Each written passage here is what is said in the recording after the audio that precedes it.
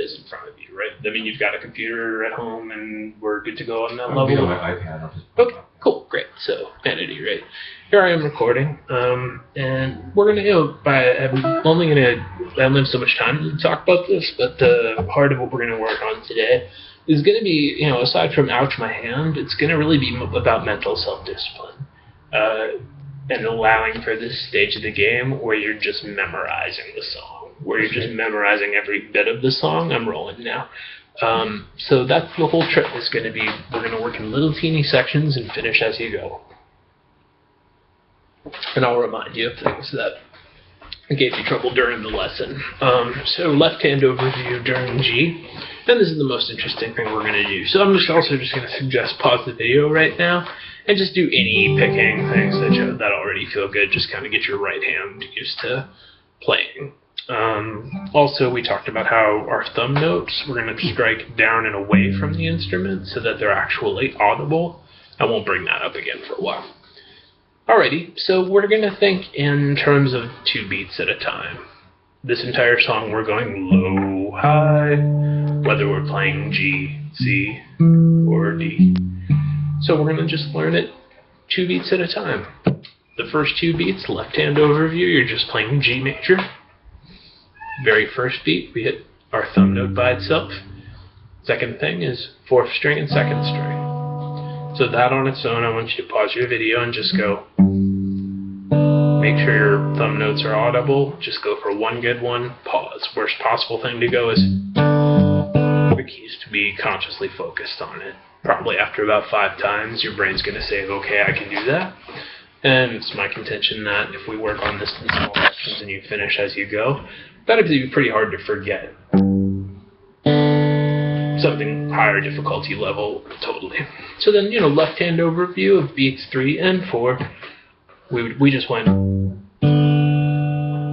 left hand overview, your pinky moves to the 2nd string, allowing for the 1st string to be open. That's a G6 chord. Cool. So we know that this part's going to be there. This time we're going to go 3 and 4. Cool. So along with my low bass note, meaning low tonally, not geographically, I'm hitting my 2nd string. And on the upbeat, I'm hitting the 1st string, and I'm just coming in for my high bass note. So that's a list of things. That's just I do this, I do this, I do this. So just pause your video and work on that on its own, not starting at the beginning of the measure, just focus on your hands, look at what you're doing. 3 and 4. So we're hitting 2 notes, a single note, a single note. Great. So now go back to the first half of that, which again was just bass. And now allow for the stage where, and don't be looking at the page. The point is that we're memorizing as we go, and you can look at your hands. We're subconsciously used to seeing learned musicians look at the page while they play. They're reading music. We're just memorizing in small sections as we go. There's going to be nothing on the page for you as we're working in little bits. Cool. So now our whole entire G section, the first half, is this, followed by. So, just pause in your practice and do that a couple times with pauses in between if you need them. And then if you have to go, what am I doing again? Pinky moves. And, when you get comfortable with that, try to do it in rhythm. Not multiple times, one time. Pause, reset, do it again until that's actually working. And look at your left hand, see if anything's going wrong. So there's what we're going to be doing for the first half of our G. And you're just going to be dynamite at that before you move on. And you can mark on your page that we're around 425 when we got to the second half of this. And the good news is that the second half of this measure is going to be the second half of the next measure, note for note. We're going to make a point to make this song repetitive. The is going to occur in this next measure too, in beats 3 and 4. What I mean, we were just like this stuff here, that second half. But first we're going to go. So left hand overview wise, we're going to go from G to G7. During the lesson, we talked about having your index finger actually ready on the first string there, so rather than subconsciously up here or something, since you know you're going to be going there. Great, so we know our thumb's going to be going here, along with the first bass note. We're going to hit the two high strings, the first and second string, while playing G.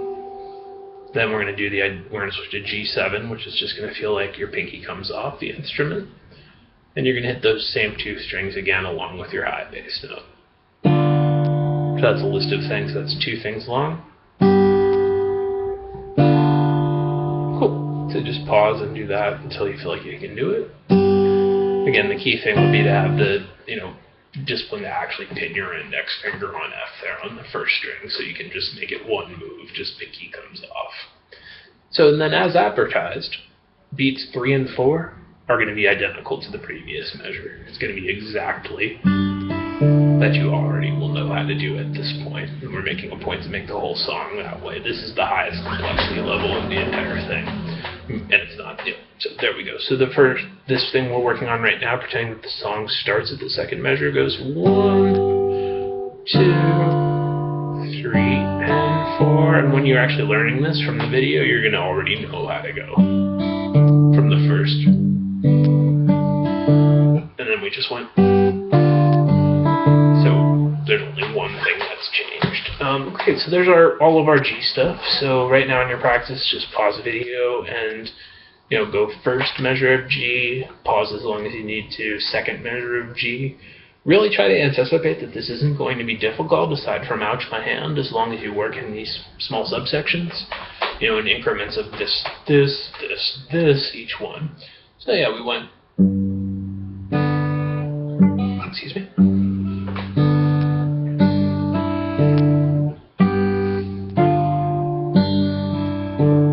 Great, so now that becomes big section 1. You're going for 1 time through that, pause, 1 time through that, pause.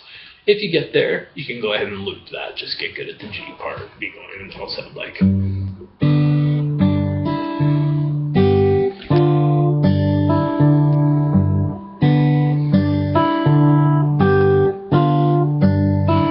That's what's actually going to occur in our song, is that it happens 2 times total. We're going to make the rest of the song, which is a typical 1, 4, 5 thing, and there's going to be a C chord and a D chord of some sort. The rest of them are going to be repetitive with no left-hand element, so it's only this G part where we're going to have changes occurring. The other ones are just going to be you hold a chord grip, you pick strings. So C7 is pinky on the 1, 2, 3rd string, and it sounds all, the chord grips are on the bottom of the line of the page. Great. So the same rhythm is going to be in this one from the previous one. We're going 1, 2, 1 and 2, 3 and 4. So first 2 bass notes. Now we're playing C, so they're going to be on 5th string, 4th string, along with the first one. We're going to hit the 2nd string, 1st, 2nd string, and the next thing's going to feel like a pinch. You're going to be going boom, these 2.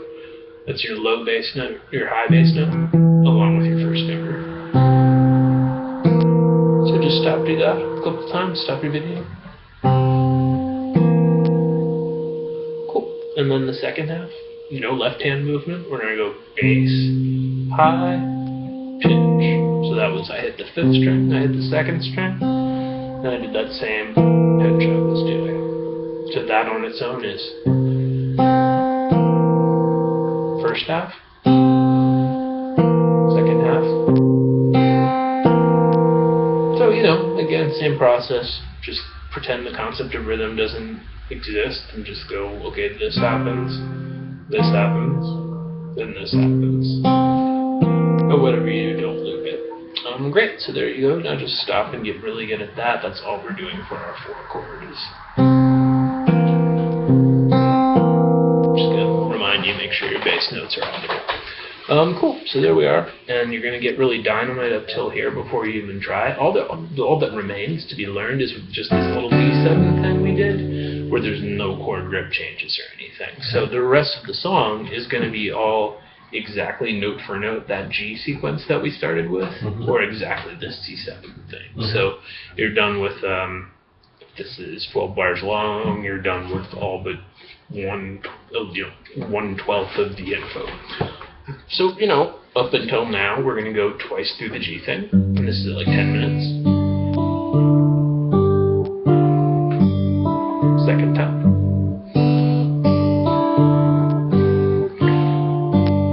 The C stuff. Excuse me.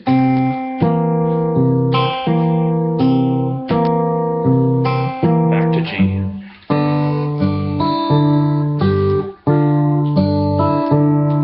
Get really dynamite up to there before you add the next bit, and that's just going to be this thing where we're playing D7, which looks good, and then we're playing a thumb bass note so that we can play. You can apply that to all your D stuff, and ouch my thumb, no problem, ouch your other hand. So there we are. There's D7, and it's written down at the bottom of the page. D7/F sharp means a D7 chord with F sharp in the bass. Great. And I made a point to make this really easy. It's right-hand wise. It's just so we have two bass notes on their own at first. The first two, we're going to hit all three of our melody note fingers along with the bass notes. So that's going to go, and then it's just going to be boom, boom on its own, which might sound a little awkward and slow, but on its own. So super easy. The only thing to make sure that you don't do is accidentally put your finger back on the strings. We want the high notes to still be ringing out when you go to do this portion here, not to accidentally cut them off. We want that long tones. So that just means not putting your fingers back on the strings by accident. So it's all four fingers, then just thumb, thumb. And then we're back to our C thing, doing exactly what we did before. Then we're back to our G stuff.